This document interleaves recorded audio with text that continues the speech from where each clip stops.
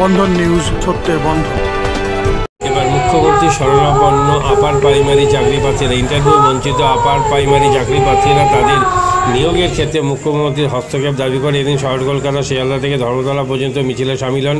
কলকাতা ময়দানে মাতঙ্গিনী হাজার মূর্তির পাদদেশে চাকরি প্রার্থীদের অবস্থান কর্মসূচি ছাত্র 68 দিনে বলল, এত দীর্ঘদিন ধরে এর আগে কোনো অবস্থান কর্মসূচি এর আগে বাংলার মানুষ দেখেনি। লাগাতার আন্দোলন করেও কপালে শিখে চায়নি চাকরি প্রার্থীদের, তাই এবার মুখ্যমন্ত্রীর শরণাপন্ন হলেন চাকরি প্রার্থীরা।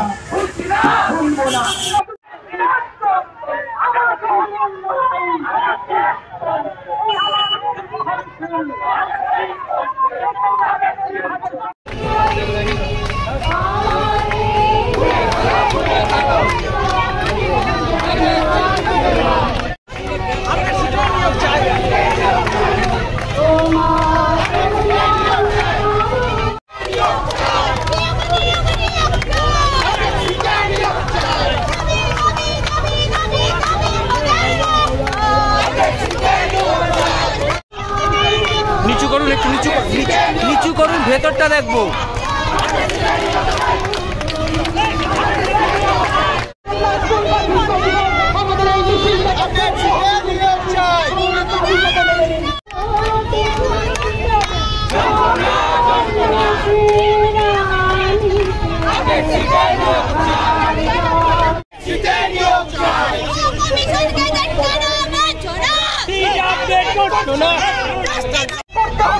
আমাদের জীবন আমাদের পরিবারগুলো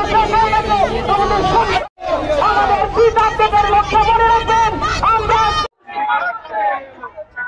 এই আমাদের থেকে হারিয়ে যাওয়া অটোনমিক সময় আমরা ভুলছি না, ভুলবো না, ভুলবো না। চাকরি প্রার্থীদের মহামিছে এই আমাদের সংগ্রাম, এই শিক্ষকদের দাবিতে আমাদের মহামিছে। আমরা আশা রাখি খুব শীঘ্রই মহামান্য হাইকোর্টের কাছ থেকে একটি রায় আসবে এবং সেই রায় আমাদের সবার মুখে হাসি ফোটাবে। তাই জন্য আমরা মনে করছি, আমরা আজকে দেখুন একটি ঝুড়ি এনেছি, যে ঝুড়িতে রয়েছে আমাদের বিভিন্ন সার্টিফিকেট। তার কারণ হলো আমরা এই সার্টিফিকেটগুলো কিন্তু কোথাও থেকে কিনে আনিনি, আমাদের বাবা মায়ের রক্ত জল করা পরিশ্রম, মায়ের গয়না বেচে আমরা ডিগ্রিগুলো লাভ করেছি, কিন্তু আজকে একটা আবর্জনায় পরিণত হয়েছে। তাই আমরা চাই যে মহামান্য হাইকোর্ট এবং দিদি খুব সহজেই আমাদের এই ভিক্ষা ঝুলিটা পূরণ করে দিক এবং আমাদেরকে আমাদের আইডেন্টিটিগুলো ফিরিয়ে দিক। এরপরে আপনারা কি আর কোনো রকম আন্দোলনে শামিল হবেন না যদি আপনাদের সমস্যা না মেটানো হয়, যেটা আপনারা শেষ পর্যন্ত বলছেন? না, যদি আমরা আশা রাখছি আমাদের সমস্যার খুব দ্রুত সমাধান হবে, কিন্তু যদি কখনো না হয় তখন নিশ্চয়ই আমরা পরবর্তীকালে আরও কঠোর পদক্ষেপ নেব। আন্দোলন কখনো শেষ হয় না যতক্ষণ না আমরা আমাদের জীবনে সূর্যের আলো দেখতে পাবো। অনুপ্রিয়া দাস। আপনার সরকারের কাছে কি দাবি করছেন? আপনাদের আন্দোলনটা কতদিন হলো? আজকের মিছিলটা পারবেন আপনার? আজকে যদি আমরা আজকে বসলে 767 দিন হতো। আমাদের মহামিছিলের মূল দাবি ছিল যে কলকাতা গেজেটে যে 8 রুল আছে, সেই রুল মেনে ইন্টারভিউর আগে পর্যন্ত সমস্ত সিট আপডেট করে সকল 10%-এর চাকরি। আমরা এই দাবিতে আজকে আমাদের মহামিছিল করেছিলাম শিয়ালদা থেকে একদম এই মাতঙ্গিনী হাজারে পাদদেশ পর্যন্ত। আজ একটা মিছিল দেখা গেল মমতা ব্যানার্জির পোস্টার রয়েছে মুখ্যমন্ত্রী, তো এই পোস্টারে কি মানে আপনারা কি মুখ্যমন্ত্রীর কাছে আবেদন করার জন্য সরকারের কাছে আবেদন দিনই তো আবেদনটাই করতে যাতে আমাদের সমস্যার সমাধান হয়? একদম, আমরা সরকারের কাছে আবেদন করার জন্যই মুখ্যমন্ত্রীর পোস্টার নিয়েই মহামিছিল করেছি। এর আগেও আমরা করেছিলাম, আজকেও করলাম। সরকারের কাছে একটা আবেদন, আমাদের যে দীর্ঘ 10 বছরের বঞ্চনা, 10 বছর 7 মাস হয়ে গেল, আপার প্রাইমারিতে একটা সিটও আপডেট হয়নি। হ্যাঁ, একবার ইন্টারভিউ হয়েও মেরিট প্যানেল হয়েও সেটা ক্যান্সেল হয়েছে। এত দুর্নীতি সত্ত্বেও আমরা তাই আবেদনের মানে মুখ্যমন্ত্রীর কাছে একটা আবেদন রাখছি বা সরকারের কাছে যে সমস্ত দুর্নীতিযুক্ত যারা আছে তাদেরকে বাদ দিয়ে সমস্ত যোগ্য ক্যান্ডিডেটদের যেন অবিলম্বে উনি নিয়োগ করেন। অবশ্যই আপডেট সিট আমাদের আপডেট করতেই হবে। গেজেট পেলে ইন্টারভিউ 15 দিন আগে পর্যন্ত যত আপডেট সিট দরকার সেই সমস্ত সিট আপডেট করে আমাদের সমস্ত 10%-এর নিয়োগ। আপনার নাম আর ইয়েটা একটু বলুন। আমার নাম গার্ডি ব্যানার্জি, আমি ইন্টারভিউ বঞ্চিত আপার প্রাইমারি চাকরি প্রার্থী সক্রিয়। মাদকাসক্ত যুবকদের জীবনের মূল স্রোতে ফিরিয়ে আনছে চুঁচুড়া নবজীবন ফাউন্ডেশন। আজ থেকে 7 বছর আগে পথ চলা শুরু হয়েছিল এই সংস্থার। হুগলি জেলা থেকে শুরু হয়েছিল নবজীবন ফাউন্ডেশনের কাজ। আজ গোটা উত্তর পূর্ব ভারতে ছড়িয়ে পড়েছে তার ব্যাপ্তি।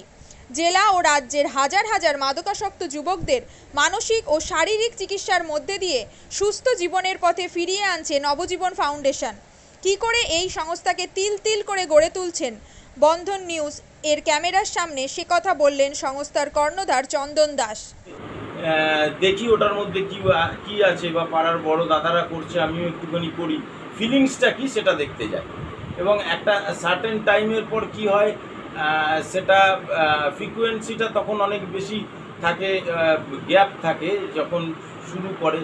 পরবর্তীকালে যখন নির্ভরশীল হয়ে পড়ে সেই একটা সাবস্টেন্সের উপর, তখন সেটা থেকে বেরোনোর জন্য সে নানা রকম চেষ্টা করে, কিন্তু তার ওয়ে আউটটা জানা নেই যে কোন রাস্তা দিয়ে গেলে নেশা থেকেও বিরত থেকে সুস্থ স্বাভাবিক জীবনযাপন করা যায়। তো আমি ভাবলাম যে শুধুমাত্র আমি সুস্থ স্বাভাবিক জীবনযাপন করলাম, আমার জীবনের সার্বিক উন্নতি হলো, বা আমার যেসব এম বা আমি জীবনে যে জিনিসগুলো করতে পারিনি সেগুলো আমি ফুলফিল করলাম, তাহলে তো শুধু আমার কথাই ভাবা হলো। তাহলে আমি এরকম কিছু কাজ করি যাতে আমার মতো আরও 5 জন আমার দ্বারা উপকৃত হয়। এবং একটা সার্টেন টাইমের পর যখন মানুষ চায় যে ফিরতে, অথচ তার কাছে রাস্তা থাকে না, তখন এই একটা WHO ওয়ার্ল্ড হেলথ অর্গানাইজেশন একটা প্রসিডিউর বার করেছে। গরম পানীয়র জন্য বিশ্বমানের flask, micro oven, mixer grinder, induction সহ আধুনিক রান্নাঘরের সামগ্রী উৎপাদন সারা বিশ্বে আলোড়ন সৃষ্টি করেছে বড়সিল। পাশাপাশি বিশ্বমানের সোলার গ্লাস, যা সোলার সিস্টেমের অন্যতম সামগ্রী তৈরি করে, সারা বিশ্বে নজির গড়েছে বড়সিল। দেশের বাজারে পাশাপাশি বিশ্ববাজারেও সব প্রতিযোগী কোম্পানিকে পিছনে ফেলে এগিয়ে চলেছে ভারতের বড়সিল। রাজস্থানের বড়সিল কারখানায় 1200 মহিলার কর্মসংস্থান হয়েছে। প্রতিদিন রাজস্থানের প্রত্যন্ত গ্রাম থেকে ওই মহিলাদের গাড়ি করে কারখানায় নিয়ে আসে কারখানা কর্তৃপক্ষ। তারা বড়সিলের বিশ্বমানের প্লেটের ডিজাইনে কাজ করে। দিনের শেষে তাদের গাড়ি করে বাড়ি ফিরিয়ে দেয় কারখানা কর্তৃপক্ষ। কর্মসংস্থানের এই বেনজির দৃষ্টান্তের জন্য বড়সিল কোম্পানিকে কুর্নিশ জানায় ভারতবাসী।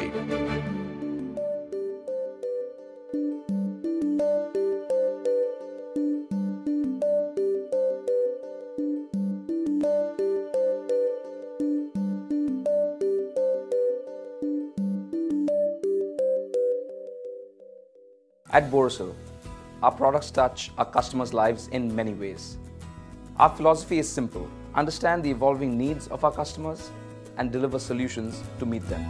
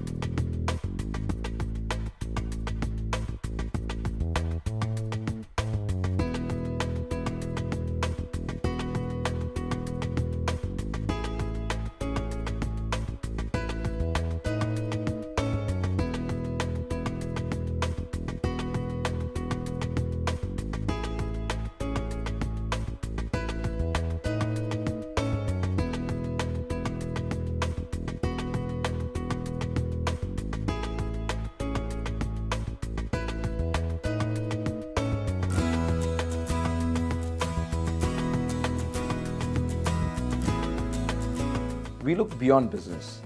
We promote green energy as well as provide healthcare and education for the underprivileged. এই গরমকালে বিদ্যুতের বিলের পারদ ক্রমশ চড়ছেই।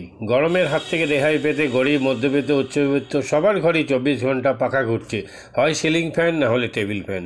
এলইডি লাইটের জেরে আলোর ক্ষেত্রে বিদ্যুতের খরচের হাত থেকে বেশ রেহাই পেয়েছে সাধারণ মানুষ, কিন্তু সেই পুরনো টেকনোলজি সিলিং ফ্যান বা পাখার দৌলতে বিদ্যুতের মিটার রিডিং ক্রমশ বেড়েই চলেছে। আর এর হাত থেকে রেহাই দিতে তারা ফ্যান বাজারে নিয়ে এলো অত্যাধুনিক প্রযুক্তি তারা সুপার সেভার ও সুপার ফ্যান সুপারস্টার পাখা। সাধারণ মানুষকে বিদ্যুতের বিলের খরচের হাত থেকে রেহাই দেবে তারা ফ্যান।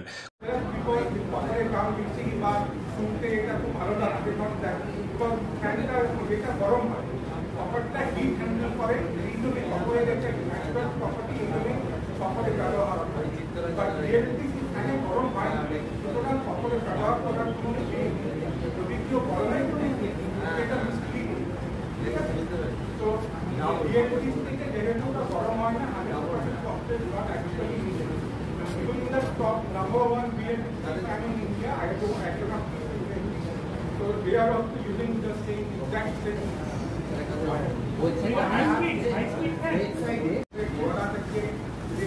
কোথায় আমরা আমাদের ছোট থেকে বড় জিনিস কি করতে পারি যেটাতে মানে এনভায়রনমেন্টকে একটা ইম্প্যাক্ট হবে। তো আমরা আমাদের প্যাকেজিংয়ে স্টাইরোফোমটা কমপ্লিট লিখে দিই। আমাদের কোনো প্যাকেজিংয়ে স্টাইরোফোম নেই। আর ভবিষ্যতে আমাদের উদ্দেশ্য আমাদের চেষ্টা যে আমরা প্লাস্টিকটাও আমাদের কাছ থেকে কমিয়ে দেবো বা মিনিমাইজ করবো যতটা আমরা পারবো আমাদের ক্ষমতা আমরা মানে প্লাস্টিকটাও ইয়ে করে দেবো। এই মুহূর্তে যেটা আমরা যে প্যাকেজিং এটা করছি recyclable packaging, paper board packaging আর রিসাইকেল।